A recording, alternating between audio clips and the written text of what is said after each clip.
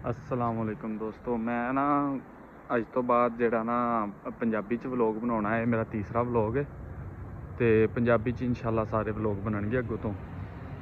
ਤੇ ਦੋ ਤਾਂ ਚਲੋ ਉਰਦੂ ਚ ਚੱਲ ਗਏ, ਹੁਣ ਅੱਗੋਂ ਪੰਜਾਬੀ ਚ ਉਹ ਮਤਲਬ ਜ਼ਿਆਦਾ ਬਿਹਤਰ ਬਣਨਗੇ ਪੰਜਾਬੀ ਚ ਇਨਸ਼ਾਅੱਲਾ। ਮੈਂ ਵੀ ਈਜ਼ੀ ਪੰਜਾਬੀ ਚ ਹੀ ਹਾਂ ਵੈਸੇ। ਤੇ ਇਹ ਭਾਈ ਨੇ ਜਾਣਾ ਸੁਬਾਹ ਜੌਬ ਤੇ, ਟਰੱਕਿੰਗ ਦੀ ਜੌਬ ਕਰਦੇ ਨੇ। ਇਹਨਾਂ ਸੁਬਾਹ ਜਾਣਾ ਜੌਬ ਤੇ ਹੁਣ ਜਿਹੜਾ ਨਾ ਅਸੀਂ ਚੱਲੇ ਹਾਂ ਟਰੱਕ ਦੇ ਕੋਲ। ਉੱਥੇ ਸਮਾਨ ਵਗੈਰਾ ਜਿਹੜਾ ਉਹਦਾ ਰੱਖਣਾ, ਮਾਈਕ੍ਰੋਵੇਵ ਤੇ ਪਾਣੀ ਦੀਆਂ ਬੋਤਲਾਂ, ਇਹ ਉਹ ਇਹ ਚੀਜ਼ ਤੇ ਇਹ ਸਾਰਾ ਕੁਝ ਰੱਖਣਾ ਉੱਥੇ। ਅੱਜ ਮੌਸਮ ਬਹੁਤ ਕਮਾਲ ਦਾ ਆ, ਰਾਤ ਸਾਰੀ ਬਾਰਿਸ਼ ਹੁੰਦੀ ਰਹੀ ਹੈ ਤੇ ਸੁਬਾਹ ਦਾ ਵੀ ਇੰਝ ਹੀ ਬੱਦਲ ਨੇ, 12-1 ਵਜੇ ਤੱਕ ਬਾਰਿਸ਼ ਹੁੰਦੀ ਰਹੀ ਹੈ। ਤੇ ਚਲੋ ਹੁਣ ਜਾ ਕੇ ਉੱਥੇ ਤੁਹਾਨੂੰ ਟਰੱਕ ਵਿਖਾਉਣਾ ਵਾ।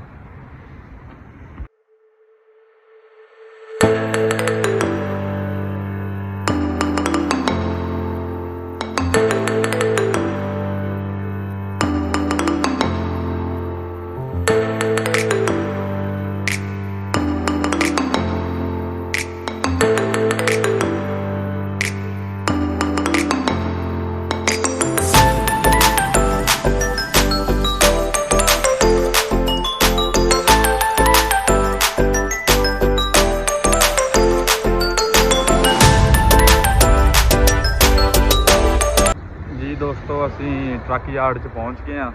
ਇੱਥੇ ਹੁਣ ਸਮਾਨ ਵਗੈਰਾ ਜਿਹੜਾ ਟਰੱਕ 'ਚ ਰੱਖਣਾ।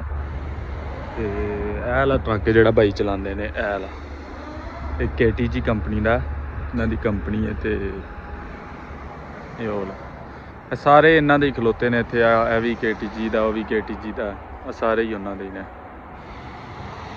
ਤੇ ਇਨਸ਼ਾਅੱਲਾ ਕਿਸੇ ਦਿਨ ਟਾਈਮ ਮਿਲਿਆ ਤੇ ਮੈਂ ਬਣਾਵਾਂਗਾ ਅੰਦਰੋਂ ਵੀ ਜਿਹੜਾ ਨਾ ਪੂਰੀ ਡਿਟੇਲ ਵੀਡੀਓ ਟਰੱਕ ਦੇ ਬਾਰੇ। ਮਤਲਬ ਇਹਦਾ ਅੱਗੋਂ ਹੁੱਡ ਖੋਲ ਕੇ ਇੰਜਨ ਦੀ, ਅੱਗੋਂ ਅੰਦਰੋਂ ਪਿੱਛੇ ਜਿਹੜਾ ਇਹਦਾ ਸਪੇਸ ਬਣੀ ਹੁੰਦੀ ਲੰਮੇ ਪੈਣ ਵਾਸਤੇ, ਉਹਦੀ ਵੀ ਬਣਾਵਾਂਗੇ। ਫਿਲਹਾਲ ਅਜੇ ਬਾਹਰੋਂ ਤੁਸੀਂ ਵੇਖ ਲਵੋ।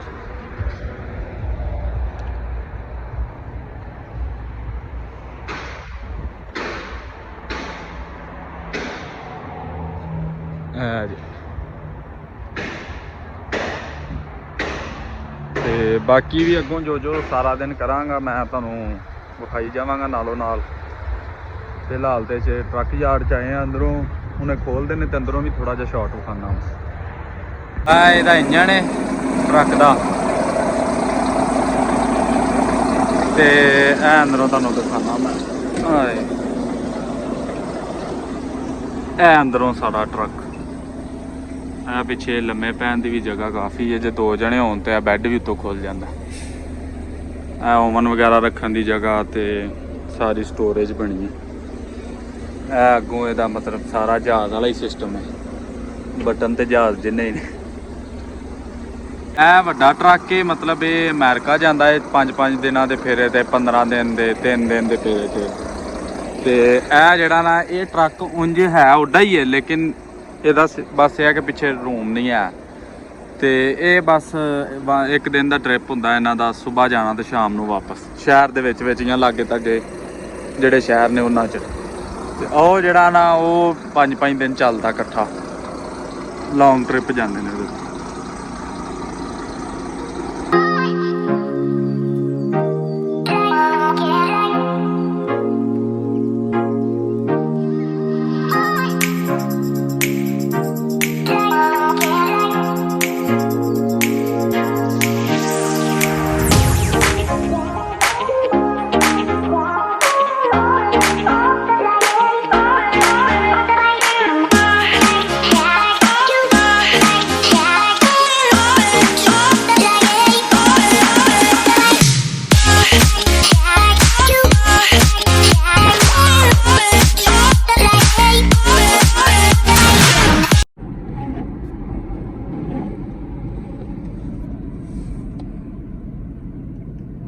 ਵੇਖੋ ਅਸੀਂ ਇੱਥੇ ਆਏ ਹਾਂ ਹੁਣ ਖਾਣਾ ਛਾਣਾ ਖਾਣ।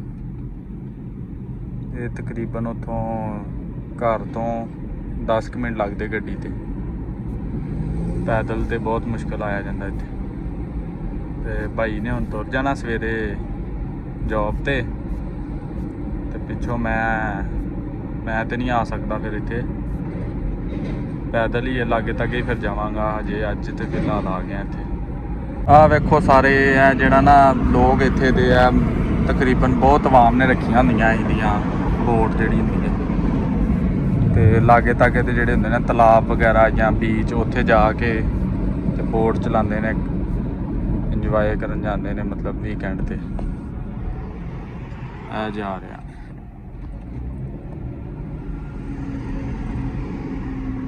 हाँ जी इत्थे आए हैं हुण खान कोई चीज़ ते इत्थे ना बहुत ध्यान रखना पैंदा है किहड़ी चीज़ हलाल है किहड़ी चीज़ हराम मतलब कि कई रेस्टोरेंटां ते हराम ही चीज़ां चलदियां। हराम मतलब यह है कि मुर्गी का गोश्त भी होएगा तो भी हराम हो सकता है जो बगैर तकबीर पढ़न तो ज़िबा कीता होवे ते इंज करके इत्थे हुण मीसी रेस्टोरेंट ये पता नहीं ਇਹਦਾ हलाल है कि हराम है। बिग स्लाइस ये हलाल ने इन्हां को सर्टिफिकेट है जंज उत्थे फूड अथॉरिटी वाले होंदे ना पाकिस्तान इंज ही इत्थे भी सर्टिफिकेट देंदे ने। कोई गलत बंदा ही डॉक्टर बन गया तो उन्हें लिखता गलत फिजियोथेरेपी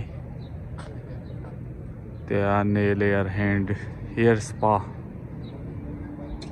ओ वेखो किसी वडेरे जे बाबे दी फरारी खलोती है। हाँ जी मैं हुण खाना खान लगा वां एक आए पीस ने चिकन दे ते नाल आलू वाली चिप्स नाल प्याज़ां वाली चिप्स ऑनियन रिंग्स ते नाल बर्गर ते बोतल। हुण मैं खाना खा के ते बाद च फिर बनावांगा वीडियो।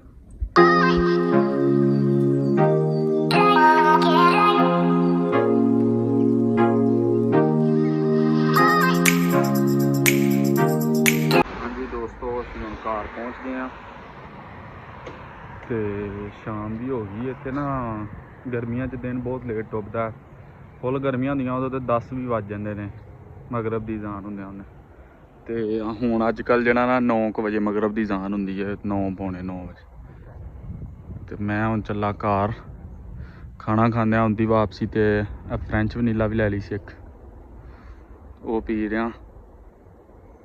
चलो ओके बाय।